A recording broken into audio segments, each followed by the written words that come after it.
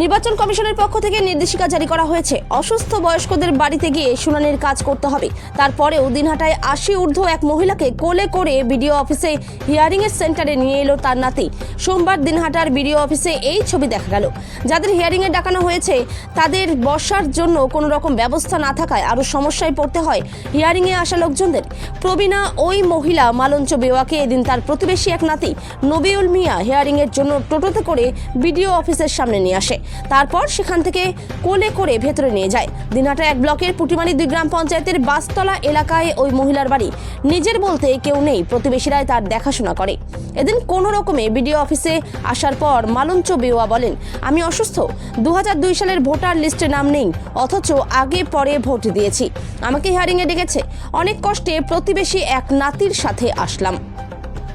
এ বিষয়ে নাতি নবিউল মিয়া কি বলছেন শুনে নেব। কোচবিহার থেকে প্রতিনিধি সুমন মণ্ডলের রিপোর্ট, বিগ নিউজ বাংলা। কোনো ভুলবশত 2002 এর এনার লিস্টে নাম নেই, কিন্তু ইনি বাসতলার বাসিন্দা। দীর্ঘদিন থেকে ওখানে আমার ঠাকুমা, এনার বয়স 100 পার হয়ে গেছে, চলতে পারে না। তারপরেও হেয়ারিংয়ের জন্য নোটিশ গেছে বাড়িতে, হেয়ারিং করার জন্য আসতে পারে না। তাও আমি নিয়ে আসলাম, যেহেতু হেয়ারিং করতেই হবে বলছে, নিয়ে আসলাম। রাস্তায় আবার দুবার মাথায় জল ঢালছে, মানে এত অসুস্থ বলা চলে না। শুনেছিলাম নাকি অসুস্থতার বাড়িতেই হিয়ারিং করা কথা, কিন্তু কোনো মতেই করেনি। বিএলও বাড়িতে নোটিশ দিয়ে আবার বারবার ফোন করতেছিল, তাই নিয়ে আসতে বাধ্য হইল। গাড়ি হয়েছে, কিন্তু আমাদের তো সেটা বলেনি কেউ। বারবার সকাল থেকে বিএলও ফোন করতেছে যে নোটিশ দেওয়া হয়েছে, অবশ্যই তোমাকে ব্লকে এসে হিয়ারিং হতেই হবে, সেন্টারে আসতে হবে। তাই নিয়ে আসলাম সকালে। জানাইছি যে বিএলওকে বাড়িতে ডেকে নিয়ে যে দেখাইছিলাম, বিছানা থেকে উঠতে পারে না।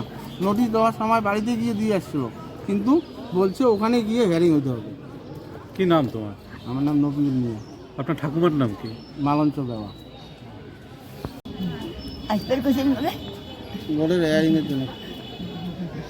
কি ভুল আছে আপনার? নাম নেই?